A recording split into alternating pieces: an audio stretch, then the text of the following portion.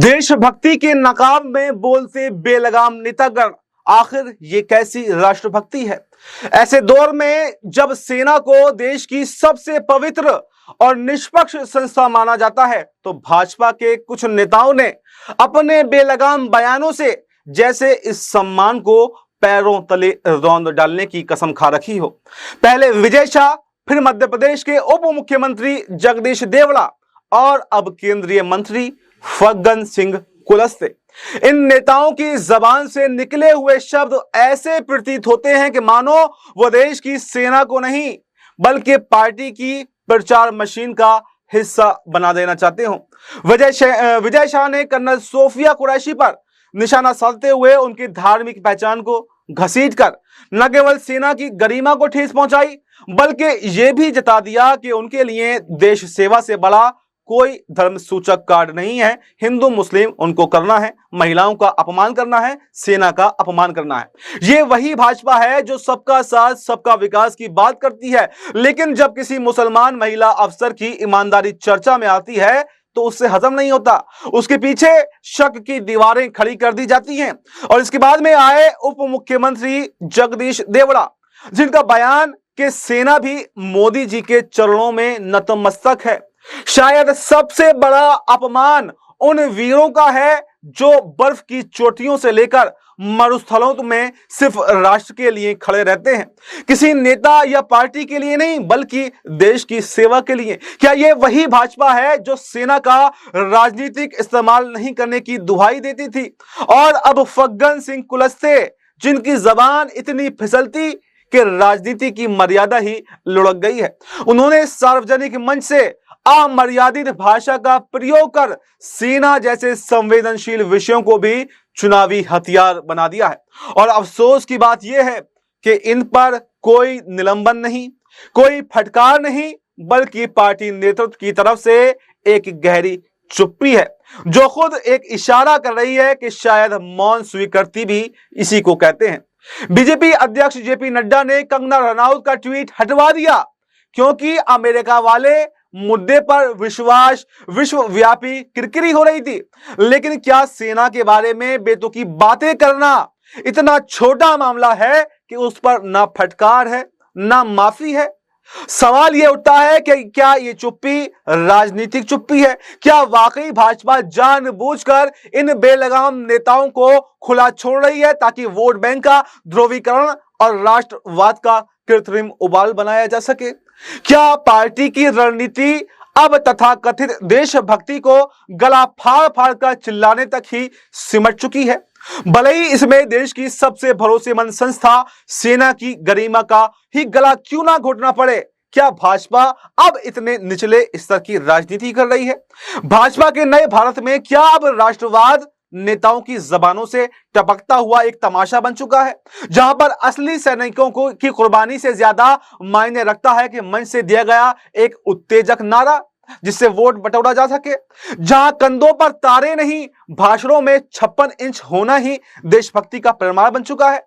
क्या ये वही पार्टी है जो हर बार चुनाव आते ही उरी, बालाकोट, सर्जिकल स्ट्राइक के डीवीडी निकालती है, लेकिन जब सेना को सस्ती राजनीति में घसीटा जाता है तब मौन व्रत धारण कर लेती है? मोदी शाह की जोड़ी जो हर छोटे मुद्दे पर ट्वीट से लेकर प्रेस कॉन्फ्रेंस तक करती है, अब इतनी चुप्पी आखिर क्यों? क्या यही नया भारत है जहां सेना की इज्जत नेताओं की जबान की मोहताज बन चुकी है?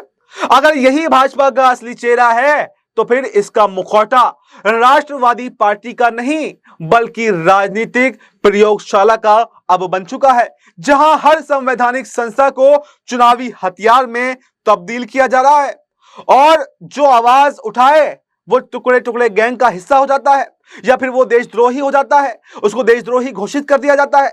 देश की जनता अब सिर्फ भाषणों से नहीं बल्कि कर्मों से देशभक्ति को तोल रही है और ये वक्त भाजपा के लिए एक चेतावनी है कि बेलगाम बयानों से बहुमत भले ही मिल जाए लेकिन भरोसा तो नहीं मिलने वाला, और भरोसा ही वो धागा है जिससे लोकतंत्र की पूरी चादर बुनी जाती है।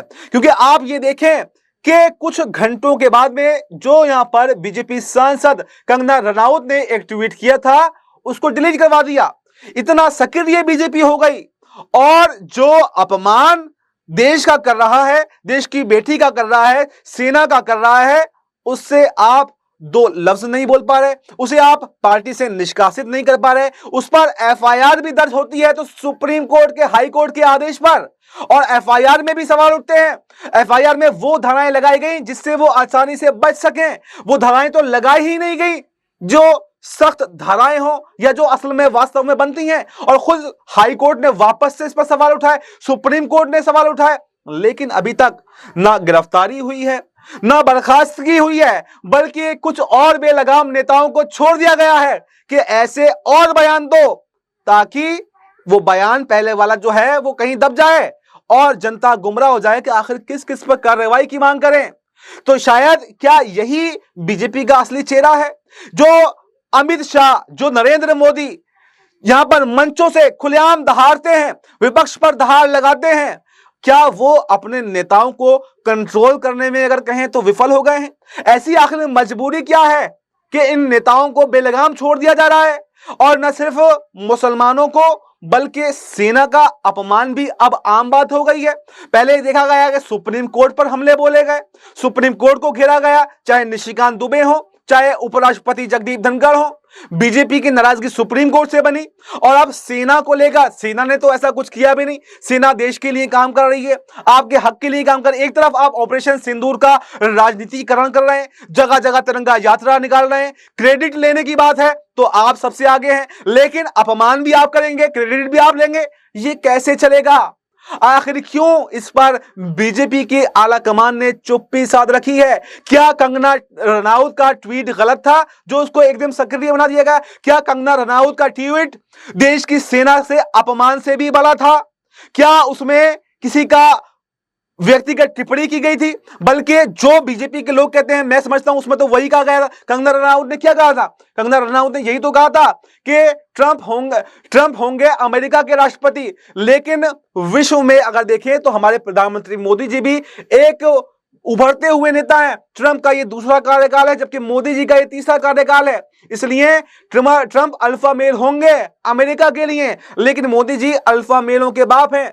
तो यही बात तो बीजेपी कहती है, डिबेटों में यही कार्यक्रम चलाया जाता है, यही नारे बीजेपी के नेता देते हैं कि मोदी जी विश्वगुरु हैं, हम ऐसे हैं, हम वैसे हैं। तो फिर आखिर ऐसी क्या वजह बन गई कि उस ट्वीट को डिलीट करवाना पड़ा? और वो ट्वीट तो छोड़ दीजिए, हम उसकी बात ही नहीं कर रहे, हम तो बात ये कर रहे हैं कि आखिर सेना का अपमान क्यों? आखिर न सिर्फ एक नहीं, दो नहीं, बल्कि 3 बड़े बड़े नेता, एक केंद्रीय मंत्री, एक डिप्टी चीफ मिनिस्टर और एक मध्य प्रदेश सरकार में मंत्री, तीनों के तीनों मंत्री।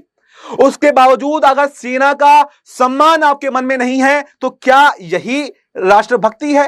क्या यही बीजेपी का दोहरा चरित्र है? ये सवाल तो जरूर बीजेपी पर उठता है। और सबसे बड़ा सवाल तो यह है कि मोदी और शाह आखिर क्या कर रहे हैं? अगर यही सवाल किसी विपक्ष के नेता ने उठा दिया होता तो आज बीजेपी सड़कों पर आ गई होती, लेकिन जब अपने नेता हैं तो चुप्पी साध रखी है। तो फिलहाल इस रिपोर्ट में, इस प्रोग्राम में इतना ही। इस पर आपकी क्या राय है कि क्या बीजेपी ने ऐसे नेताओं को बेलगाम छोड़ रखा है और क्या इन पर कार्रवाई होनी चाहिए या फिर नहीं?